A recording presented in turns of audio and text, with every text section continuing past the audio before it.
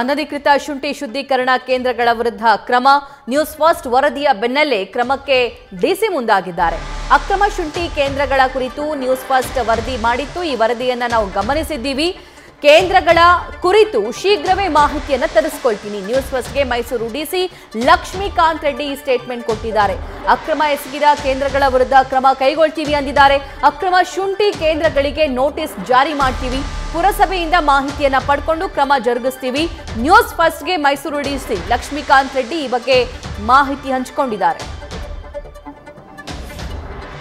ಉದ್ಯಮಿ ಆಧಾರದ ಮೇಲೆ ಈಗಾಗಲೇ ಅದಕ್ಕೆ ತನಿಖೆಗೆ ಆದೇಶಿಸಿದ್ದೇವೆ. ಪೊಲ್ಯೂಷನ್ ಕಂಟ್ರೋಲ್ ಬೋರ್ಡು ನಮ್ಮ ತಹಶೀಲ್ದಾರು ಎಲ್ಲ ತನಿಖೆ ಮಾಡಿ ವರದಿ ಸಲ್ಲಿಸ್ತಾ ಇದ್ದಾರೆ. ಅದರಲ್ಲಿ ಏನಾದ್ರು ಕಾನೂನನ್ನು ತಪ್ಪಿದ್ರೆ ಇಮಿಡಿಯೇಟ್ ಆಗಿ ಅವರೆಲ್ಲರ ವಿರುದ್ಧ ಕ್ರಮ ತಗೊಂತೇವೆ. ತಮ್ಮ ಸುದ್ದಿಮೆ ಆಧಾರದ ಮೇಲೆ ಈಗಾಗಲೇ ಅದಕ್ಕೆ ತನಿಖೆಗೆ ಆದೇಶಿಸಿದ್ದೇವೆ. ಪೊಲ್ಯೂಷನ್ ಕಂಟ್ರೋಲ್ ಬೋರ್ಡು ನಮ್ಮ ತಹಶೀಲ್ದಾರು ಎಲ್ಲ ತನಿಖೆ ಮಾಡಿ ವರದಿ ಸಲ್ಲಿಸ್ತಾ ಇದ್ದಾರೆ.